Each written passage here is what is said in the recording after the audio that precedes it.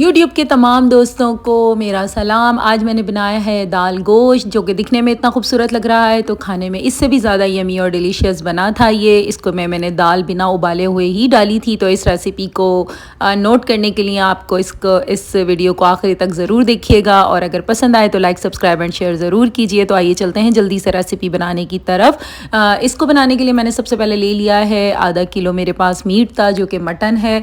आप चाहें तो बीफ भी ले सकते हैं। और इसकी डिश की ख़ास बात यह है कि इसको आप सारे मसाले एक साथ डाल के चढ़ा दें, इससे आपकी टाइम की भी बचत है और बनता भी बहुत मज़ेदार है।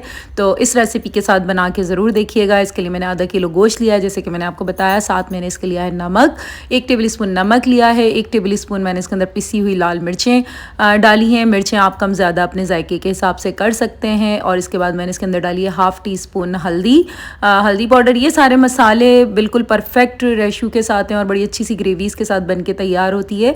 हल्दी के बाद मैंने इसके अंदर डाला था धनिया पाउडर, जो कि तकरीबन 2 से 3 टेबल स्पून मैंने इसके अंदर धनिया पाउडर के डाले हैं। 2 टेबल स्पून इसके अंदर मैंने अदरक लहसुन पिसा हुआ डाला है। और ये इस यानी कि सब चीज़ें आपने एक साथ डाल के पकाने के लिए रख देनी है। मैंने प्रेशर कुकर में बनाने के लिए रखा था, आप चाहें तो पॉट में भी बनाने के लिए रख सकते हैं। यही इसी तरह सारे मसाले डाल के आप पॉट में रख दें और इसको पकने दें। तो साथ मैंने इसके डाल दिए थे टमाटर भी, मैंने साथ ही डाल दिए, जो कि एक बड़े साइज़ का मैंने टमाटर ले लिया था। एक बड़े साइज़ की प्याज ले ली थी। आपके पास छोटी प्याज हो तो 2 मीडियम साइज़ की प्याज आप रफली चॉप कर लें, वो डाल दें। 1 कप मैंने इसके अंदर ऑयल का डाला है। ये सारे इसके इंग्रेडिएंट्स थे जो मैंने इसके अंदर एक साथ ही पकने के लिए रख दिए थे। और इसको आप प्रेशर कुकर में अच्छी तरह से मिक्स करके, तो इसके अंदर मैंने हाफ़ ग्लास पानी का डाला था और इसको पकने के लिए रख दिया था। और अगर आपके पास आप पॉट में पका रहे हैं तो आप इसके अंदर 1 से 2 ग्लास पानी डाल के गोश्त गलने तक पका लें।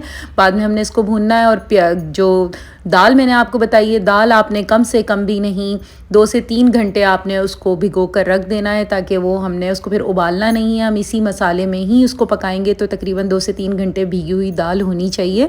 तो ये देखें सारे मैंने मसाले मिक्स कर दिए हैं। इसके अंदर मैंने हाफ़ ग्लास पानी डाला है और इसको मैंने पकने के लिए प्रेशर कुकर को मैं रख दूँगी। तकरीबन 10 मिनट में गोश्त गल गया था, तो मैंने इसको एक पॉट में शिफ्ट कर लिया था ताकि मुझे इसकी भुनाई में आसानी हो सके। तो ये मैंने एक पॉट में डाल लिया है। और साथ ही मैंने जैसा कि आपको बताया था दाल जो कि आपने 2 से 3 घंटे भिगो के रख देनी है, वो आपने इसके अंदर ऐड करनी है। लेकिन उससे पहले आपने गोश्त की अच्छी तरह भुनाई करनी है, ताकि इसका जो एक महक होती है गोश्त की वो अच्छे से निकल जाए। तो आपने इसको भूनना बहुत अच्छी तरह है। जब ये भुन जाएगा तब हम इसके अंदर दाल को ऐड करेंगे। दाल आपने उबालनी नहीं है, कुछ भी नहीं करना, टाइम बचाना है आपने। गर्मी है तो जल्दी जल्दी खाना बनाने की कोशिश होती है कि जल्दी से खाना बने और हम किचन से बाहर निकलें, और खाना भी अच्छा बनना चाहिए। तो ये बड़ी झटपट बन जाने वाली रेसिपी है। आपने इसको तकरीबन 10 से 15 मिनट इस मसाले को भूनना है गोश्त के साथ, जब तक कि इसकी महक नहीं निकल जाती। जनाब मसाला भुन चुका है। अब हम इसके अंदर दाल डालेंगे, जो कि मैंने 1 प्याली दाल ले ली थी, जिसको मैंने भिगो के पानी में 2 से 3 घंटे रख दिया था। और फिर मैंने इसको इस तरह, जब ये पूरा मसाला बहुत अच्छी तरह भुन गया था, तब मैंने इसके अंदर वो दाल डाली थी, उसका पानी निकाल लिया था और दाल मैंने इसके अंदर ऐड कर दी थी, चने की दाल। तो ये चने की दाल आपने इसके देखे ना कितना ये इतना ईजी है कि आप इसको बस पानी में भीगी हुई होनी चाहिए दाल, और जब आप इसके अंदर डालेंगे तो ये तकरीबन 10 से 15 मिनट में बहुत अच्छी तरह से गल जाती है। तो आपने क्या करना है कि दाल डाल के आपने पहले इसको बहुत अच्छी तरह दाल के साथ भी भूनना है। तकरीबन 5-10 मिनट आप इसको दाल के साथ मसाले को भूनेंगे, तभी मसाले में दाल का एक अच्छा सा फ्लेवर आता है। तो आपने इसको भूनना है। और फिर हमने इसके अंदर जब ये भून जाएगी तो फिर इसके अंदर तकरीबन 1 गिलास पानी डाल के आपने इसको यानी कि गलने के लिए रख देना है। तो इसमें ये भूनने के बाद आप 1 गिलास पानी डाल दें। ये 1 गिलास आपने पानी इसके अंदर डाल देना है। बस पानी उतना ही डालना है जितना कि आपको ये अंदाज़ा हो सके कि दाल इसमें गल जाएगी। ग्रेवी आप अपने हिसाब से कम ज़्यादा कर सकते हैं। अगर आपको ग्रेवी वाला दाल गोश्त पसंद है तो आप इसके अंदर थोड़ा सा ज़्यादा पानी डाल लें, और अगर थोड़ा सा इसके साथ यानी भुना भुना सा पसंद है तो आप इस हिसाब से पानी डालें कि दाल उसमें ही गल जाए। वो आपके अपने ऊपर मुनहसर है कि आप किस तरह का पसंद करते हैं खाना। तो ये देखिए मैंने इतना पानी डाला था कि ये दाल इसी में ही गल गई थी, और इसको बिल्कुल मैंने लो मीडियम फ्लेम पे कर दिया था ताकि दाल अच्छे से गल जाए अंदर तक, क्योंकि भीगी हुई दाल है तो जल्दी ही गल गई थी।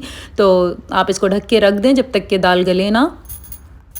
15 मिनट में दाल हमारी गल चुकी थी। इसके बाद मैंने इसके अंदर डाला है हरा धनिया और हरी मिर्चें, जो कि आप अपने जायके के हिसाब से डाल सकते हैं। हरी मिर्चें मैंने तकरीबन इसके अंदर 2-3 हरी मिर्चें डाली थी और हरा धनिया डाला था। हरा धनिया मसाले की शान होता है, अपने ग्रेवी की बहुत मज़ेदार सा इसका लुक भी आता है और इसका फ्लेवर भी हरा धनिया से बहुत अच्छा होता है।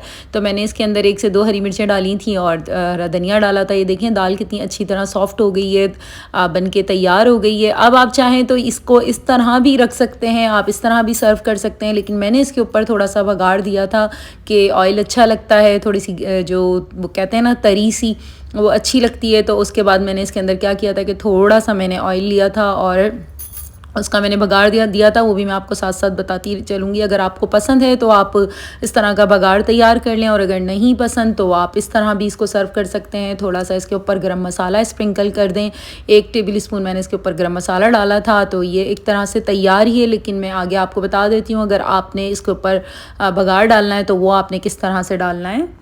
उसके लिए मैंने एक पैन में तकरीबन हाफ़ कप ऑयल ले लिया था और उसको पहले बहुत अच्छी तरह मैंने गरम किया था ताकि उसमें कच्चेपन की महक ना आए। तो आपने पहले उसको गरम कर लेना है और मैंने इसके अंदर डाली थी तकरीबन ½ टी स्पून मैंने इसमें कश्मीरी लाल मिर्च का पाउडर डाला था। आप चाहें तो जो नॉर्मल रेड चिली पाउडर होता है वो भी आप थोड़ा सा इसके अंदर ऐड कर सकते हैं। और जब ये ऑयल अच्छी तरह गर्म हो जाए तो आपने दाल के ऊपर इसको डाल देना है। चने की दाल गोश्त बन के तैयार हो गया है। आप इसको रोटी के साथ, नान के साथ, राइस के साथ भी सर्व कर सकते हैं।